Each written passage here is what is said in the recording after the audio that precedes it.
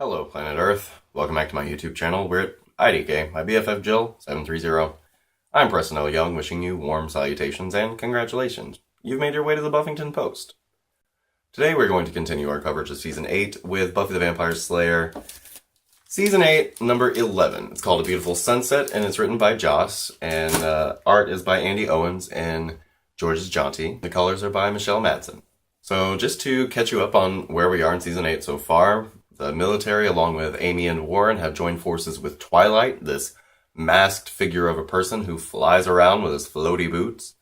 And apparently Twilight is going to be the death of magic, we found out in issue number 10. Also in issue number 10, we found out that Dawn, who had become a giant, is a giant not because she slept with her demon boyfriend, but rather because she slept with her demon boyfriend's roommate. We also know that Buffy has this whole very pricey operation that she's been funding with money that she stole from a Swiss bank. Willow has been keeping Kennedy away from Buffy and Scotland and the whole thing because Willow doesn't want Kennedy to die. There's the sleep spell that Amy cast on Buffy that could only be reversed with a kiss of true love. Somebody kissed Buffy, we still don't know who. And then there is Simone. Now, Simone is somebody who wants to play with guns, and now we're going to see what happens when she finally gets up. To let you know, I know who Twilight is. I'm just doing this for dramatic effect. Here we go. It's Buffy the Vampire Slayer, Season 8, number 11, A Beautiful Sunset.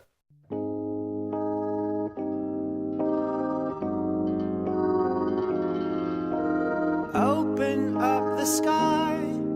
This mess is getting high. It's windy and our family needs a ride. I know we'll be just fine when we learn to love the ride. I know we'll be fine when we learn to love the ride.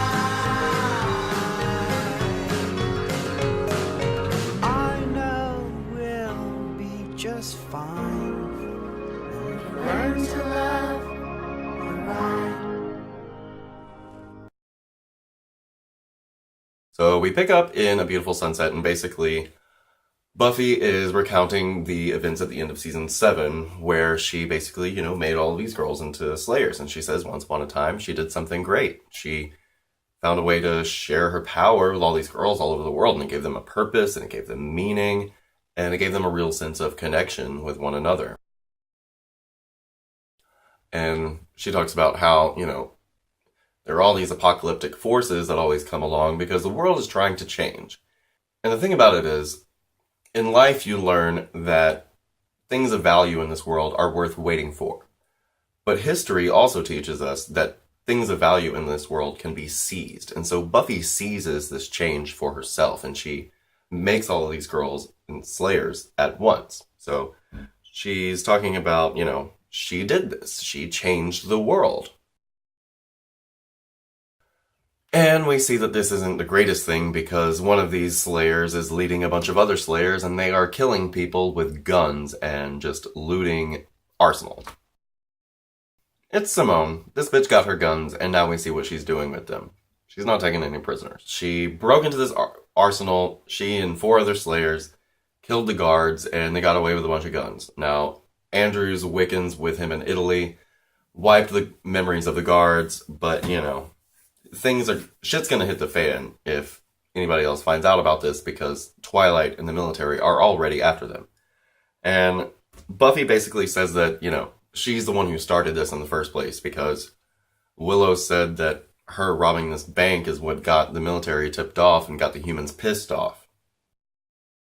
And now Willow, meanwhile, has gone off to wherever it is that she keeps Kennedy away from Buffy so that she won't die, right? So Xander and Buffy are talking about this, and he's like, don't feel so bad about yourself. This could have been anybody, whatever. And he's like, you need a night off. And he shows her that they're having this great big party in the, great hall of her Scottish castle.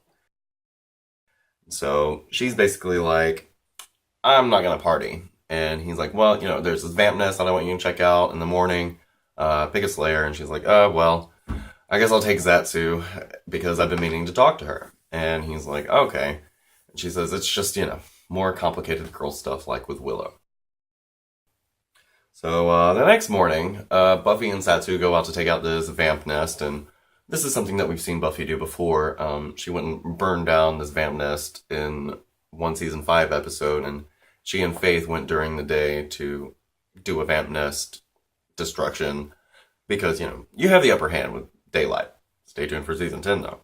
So Buffy and Satsu are out going to slay these vampires, and Buffy's talking to Satsu about, being in the squad and being a leader and how Satsu's got the stuff to be one, but, she's always in danger and that's something she needs to keep in mind. And she's in extra danger because she's in love with Buffy. And so, Satsu's like, oh, crap, I am in love with you. I can't believe, the lip gloss was a dead giveaway.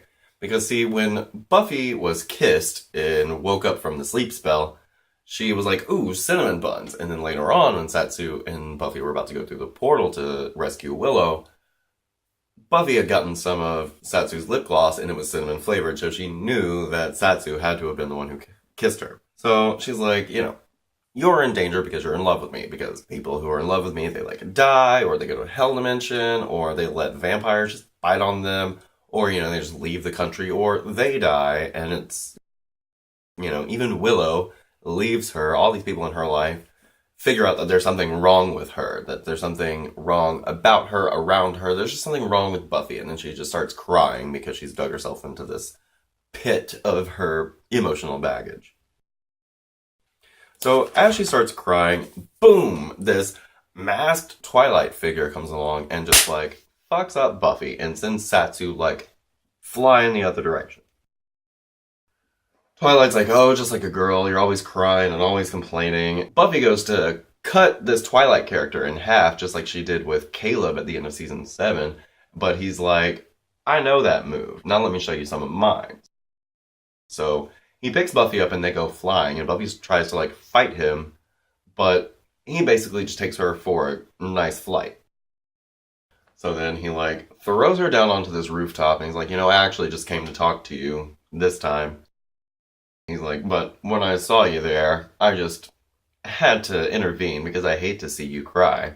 And he picks up this church steeple and he's going to throw it at Buffy. And Buffy says, go on, go ahead, do it. There's plenty of more where I came from.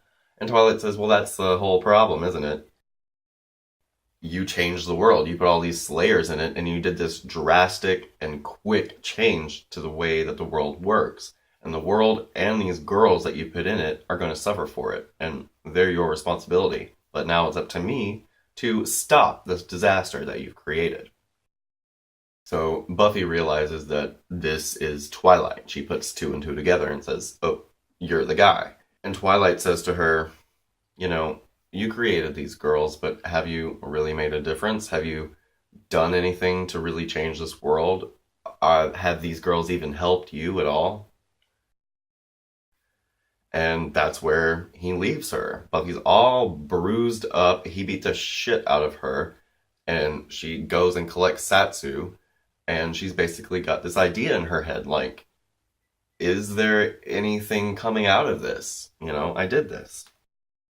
So then Twilight is talking to his band of demons and humans and military people, whatever. Talking about how he didn't kill Buffy because he came to break down her greatest armor, which is her moral certainty. See, Buffy, no matter what's going on in her life, she always does feel that she's on the side of good. And if he can take that away from her, he can take anything. And so he goes to take off his mask, but then he scratches his neck and pulls it back down. So we pick up with Buffy and Satsu in the medical barracks at her castle, and basically Satsu's like, yeah, I see what you mean about people who love you getting hurt. And Buffy's like, it's okay, you'll heal. I'll heal. We'll heal. And so Xander and Buffy are talking about the fact that, Buffy thinks that Twilight is right, that she hasn't done anything good, that, it seems like the more slayers we come across, the more demons we see. And Xander basically, at this moment, does what he is really good for, which is what he always does. He tells her, look at these girls, Buffy. It may feel like you're not doing anything. It may feel like you've just created an army, but This is all still new. This is all happening right now. And you didn't just create a bunch of monster fighters. You gave these girls something that they wouldn't have had otherwise. You gave them this real sense of connection and unity. And Buffy says, this connection, I don't feel it. And Xander basically says, maybe you don't get to. Maybe you just get to know that you did it for all of these girls.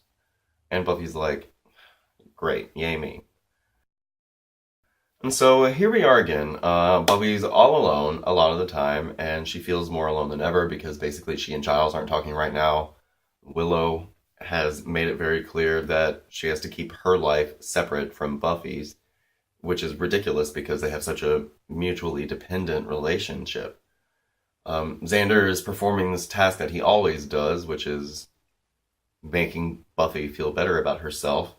Dawn is finally starting to feel comfortable being a giant because, she opened up to Xander and finally has that weight off of her chest. And so, yeah, Twilight says that Buffy's created problems that she can't solve and that he's going to solve them for her. So we'll have to find out how all this is going to shake out. But we're going to take a little break from all the Twilight drama and have a really great time with the next arc. It's Wolves at the Gate. It's one of my favorite. Drew Goddard. It's amazing.